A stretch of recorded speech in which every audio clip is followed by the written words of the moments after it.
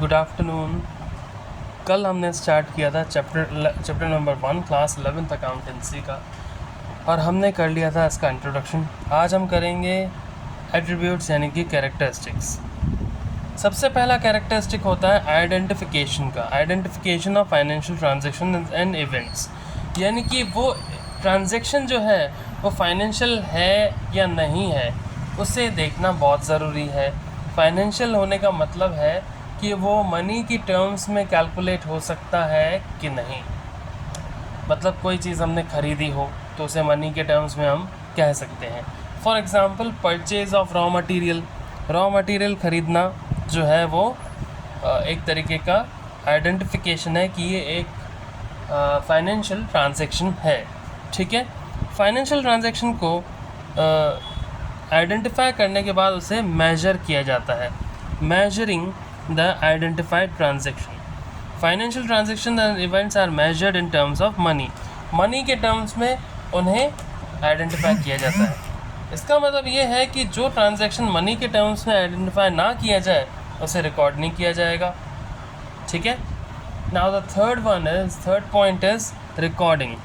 Recording का मतलब है कि हम इसे बुक्स ऑफ अकाउंट्स में रिकॉर्ड करेंगे।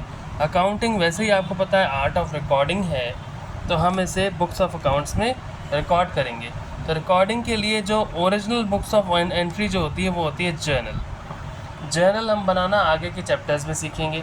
ठीक है, नेक्स्ट है क्लासिफिकेशन के बारे में आपने क्लास 9th-10th में साइंस में पढ़ा होगा कि किस तरीके से एनिमल्स को क्लासिफाई किया जाता है, प्लांट्स को क्लासिफाई किया जाता है। ठीक है, उसी तरीके से यहाँ पे भी हम क्लासिफिकेशन करेंगे कि जर्नल अलग बनाएंगे, लेजर अलग बनाएंगे, कौन सा ट्रांजैक्शन प्रॉफिट का है, कौन सा लॉस का है, वो भी हम देखेंगे। ठीक है, कोई problem. Next is summarising. Summary यानी कि एक समरी बनती है, जैसे कि कोई भी चैप्टर हम पूरा देखते हैं, पढ़ते हैं, उसके बाद उसकी समरी बनती है, तो उसी तरीके से यहाँ पे है समराइजिंग का मतलब है हम समरी बनाएंगे। और अकाउंट्स में समरी बनाने का मतलब है कि ट्रेडिंग अकाउंट बनाना और profit and loss account banana. Trading account बनाएंगे तो हमें ग्रॉस प्रॉफिट मिलेगा, और प्रॉफिट एंड लॉस अकाउंट बनाएंगे तो हमें नेट प्रॉफिट मिलेगा। और हम बैलेंस शीट बनाएंगे तो हम ये देख पाएंगे कि हमारे एसेट्स कितने हैं और लायबिलिटीज़ कितनी है। सिंपली हमें ट्रेडिंग अकाउंट बनाना है कि बिज़नेस जो किया उससे कितना प्रॉफिट मिला, उसे कहते हैं ट्रेडिंग अकाउंट। उसके बाद प्रॉफिट एंड लॉस अकाउंट बनाएंगे कि ट्रेडिंग अकाउंट से जो भी प्रॉफिट हमारे पास आया वो हम अब खर्चा भी तो करेंगे। जैसे कुछ चीज़ हम सेल कर रहे हैं, ठीक है, हम गुड्स बेच रहे हैं, उसमें से हमारे पास सेल का पैसा आया, तो सेल के पैसे से जो प्रॉफिट आएगा उससे हम ऑफिस के एक्सपेंस करेंगे सारे। कि जैसे एक शॉप है, शॉप पर कोई हमारे यहाँ जॉब करता है तो उसकी सैलरी निकालेंगे, और हम बाकी सारे मेंटेनेंस के खर्चे उसी जो प्रॉफिट आया था उसमें से निकालेंगे। उसमें से निकालने के बाद जो हमारे पास पैसा बचा उसे ही नेट प्रॉफिट कहेंगे। ठीक है, तो इसलिए ऐसी समरी कहा गया कि समरी बता जा रही है कि कितना प्रॉफिट है, कितना लॉस है, कितने हमारा एसेट्स है और कितनी लायबिलिटीज़ है। नेक्स्ट है analysis and interpretation.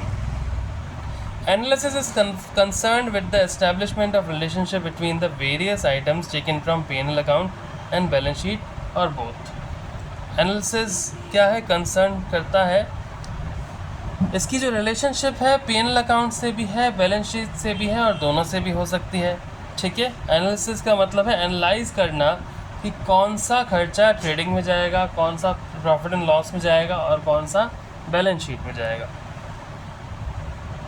Interpretation is concerned with explaining the meaning and significance of the relationship established by the analysis.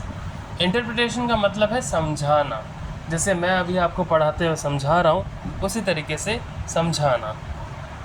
Analysis and interpretation of the financial data are carried out so that the users of financial data can make a meaningful judgment.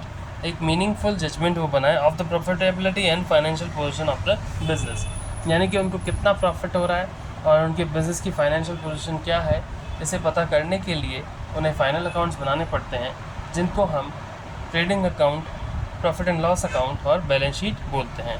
ठीक है, next जो भी profit हुआ उसके बारे में communication होगी। Finally accounting function involves communicating the financial transaction that is financial statements to its users. अपने यूज़र्स के साथ फाइनेंशियल स्टेटमेंट्स को कम्युनिकेट करना, यानी कि कितना प्रॉफिट हुआ, कितना लॉस हुआ। अब जैसे आपने शेयर्स के बारे में सुना होगा, शेयर्स पर मिलता है डिविडेंड लोगों को। तो डिविडेंड कब मिलता है? जब कंपनी प्रॉफिट में हो। अगर लॉसेस में होगी तो कुछ भी डिविडेंड नहीं मिलेगा। इसीलिए हमें अपने प्रॉफिट्स और लॉसेस को कम्युनिकेट करना पड़ेगा। दूसरा, गुडविल बनानी है। गुडविल तब बनती है जब हमारा बिज़नेस अच्छा चले। बिज़नेस कैसे अच्छा चलेगा? कि हम अच्छे क्वालिटी के प्रोडक्ट्स बेचें। तो हम ये कम्युनिकेट करेंगे कि हम अच्छे क्वालिटी के प्रोडक्ट्स बेच रहे हैं, जिसकी वजह से हमारा इनकम बढ़ रही है। ठीक है, कोई problem? Next is objectives of accounting. सबसे पहले तो हमने पढ़ लिया कि एट्रीब्यूट्स या फिर कैरेक्टरिस्टिक्स। उसके बाद हम पढ़ रहे हैं ऑब्जेक्टिव्स कि क्यों बनाया जाता है। तो objectives of accounting are maintaining accounting records. सबसे पहला, अकाउंटिंग रिकॉर्ड्स को मेंटेन रखना। The objective of accounting is to record financial transactions and events of the organization in the books of accounts in a systematic manner following the principles of accountancy। जो भी principles हैं accountancy के, उनको follow करके हम सारे के सारे ट्रांजैक्शंस और इवेंट्स को रिकॉर्ड करेंगे। ठीक है, जो भी प्रिंसिपल्स हैं ना अकाउंटेंसी के, हम उनको पढ़ेंगे। जो सिद्धांत, जो रूल्स हैं अकाउंटेंसी के, उनको आगे के चैप्टर्स में पढ़ेंगे और हम उन्हें मेंटेन करेंगे अकाउंट्स को। ठीक है, नेक्स्ट है डिटरमाइनिंग प्रॉफिट और लॉस, यानी कि हमारी कंपनी में, हमारे फर्म में कितना प्रॉफिट हुआ, कितना लॉस हुआ, सिंपली उसे निकालना है। Another objective of accounting is to determine whether during the accounting period के बारे में मैंने आपको कल समझाया था। तो अकाउंटिंग पीरियड दो तरीके के होते हैं, वो मैंने आपको कल समझाया था। एक होता है फाइनेंशियल ईयर और एक होता है कैलेंडर ईयर। ठीक है, another objective of accounting is to determine whether during the accounting period the firm has earned profit or incurred loss। Firm को प्रॉफिट हुआ या लॉस हुआ, ये जानने के लिए हम P&L अकाउंट और ट्रेडिंग अकाउंट बनाएंगे। For this purpose a statement called income statement और the trading and P&L account is prepared. या तो उसे इनकम स्टेटमेंट कहा जाता है या फिर ट्रेडिंग एंड P&L अकाउंट कहा जाता है। ये बनाया जाता है कि ग्रॉस प्रॉफिट कितना हुआ, नेट प्रॉफिट कितना हुआ, इसे जानने के लिए। ठीक है, next is determining financial position. Another objective of accounting is to determine financial position. Financial position क्या है कंपनी की मार्केट में, उसे डिटरमाइन करने के लिए हमें बैलेंस शीट बनानी पड़ती है। ठीक है, बैलेंस शीट बनानी पड़ती है जो बताती है कि आपके पास एसेट्स कितने हैं। एक साइड पे एसेट्स लिखते हैं और एक साइड पे लायबिलिटीज़ लिखते हैं। तो आपके पास एसेट्स कितने हैं और लायबिलिटीज़ कितनी है। Financial position of the business is as relevant for the users of financial statements as is the income statement. यानी कि जितना प्रॉफिट एंड लॉस को पता करना ज़रूरी है financial users of the company के, यूजर्स ऑफ द कंपनी जैसे कि क्रेडिटर्स, डेटर्स और इनसाइड यूज़र्स जो कंपनी में काम कर रहे हैं और आउटसाइडर्स जो कंपनी से और जुड़ना चाहते हैं, उन्हें कंपनी के बारे में पता रहना बहुत ज़रूरी है। कंपनी प्रॉफिट में जा रही है, लॉसेस में जा रही है, उसे पता करना उनके लिए बहुत ज़रूरी है। तो उसके लिए कुछ चीज़ें होती हैं। इनकम स्टेटमेंट के लिए होता है P&L अकाउंट और फाइनेंशियल पोजीशन के लिए होता है बैलेंस शीट। ठीक है, P&L अकाउंट से पता चलता है प्रॉफिट और लॉस जो भी होता है कंपनी का। ठीक है, आगे बढ़ते हैं। ये आपकी TS ग्रेवाल में से पढ़ाया जा रहा है। नेक्स्ट है पॉइंट इसका फैसिलिटेटिंग मैनेजमेंट। मैनेजमेंट को फैसिलिटेट यानी कि फैसिलिटी कैसे प्रोवाइड करेगा ये, मैनेजमेंट को फैसिलिटी प्रोवाइड करेगा अकाउंटिंग इन्फॉर्मेशन, फाइनेंशियल इन्फॉर्मेशन दे के कि डिसीजन मेकिंग उनका क्या होगा। अगर उनके प्रॉफिट्स अच्छे आ रहे हैं और उनको ये देखना पड़ेगा कि कहाँ से प्रॉफिट्स अच्छे आ रहे हैं, कौन सी प्रोडक्ट को ज़्यादा बेचकर या कौन सी सर्विसेज को अच्छी तरीके से प्रोवाइड करके हमें प्रॉफिट्स मिल रहे हैं, तो वही फॉलो करेंगे आगे भी, है ना। Effective control, budgeting and forecasting, control रखेंगे। इफ़ेक्टिव कंट्रोल रखना इसलिए ज़रूरी है कि कहीं कॉस्ट ना बढ़ जाए।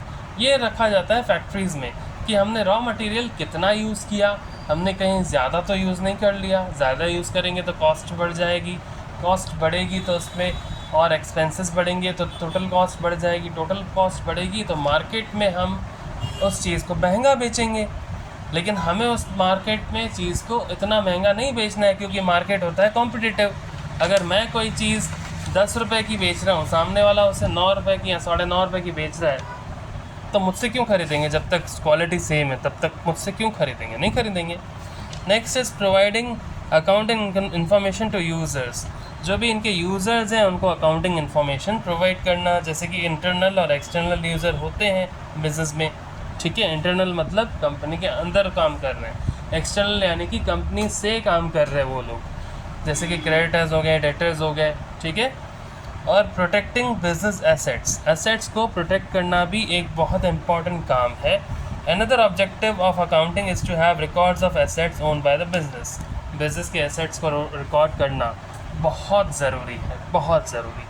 तो मुझे लगता है कि आज का जो क्लास हो गया है यहाँ तक, इसमें आपको कोई इश्यू नहीं आया होगा। अगर कोई प्रॉब्लम आए तो आप कमेंट सेक्शन में पूछ सकते हैं। इसके बाद हम नेक्स्ट पढ़ेंगे फंक्शंस ऑफ अकाउंटिंग और एडवांटेजेस ऑफ अकाउंटिंग, ठीक है। और उसके बाद लिमिटेशंस, तीनों चीज़ें पढ़ लेंगे नेक्स्ट क्लास में। फिर धीरे धीरे करके इस चैप्टर को कंप्लीट करने की कोशिश करेंगे। Okay, good bye, take care.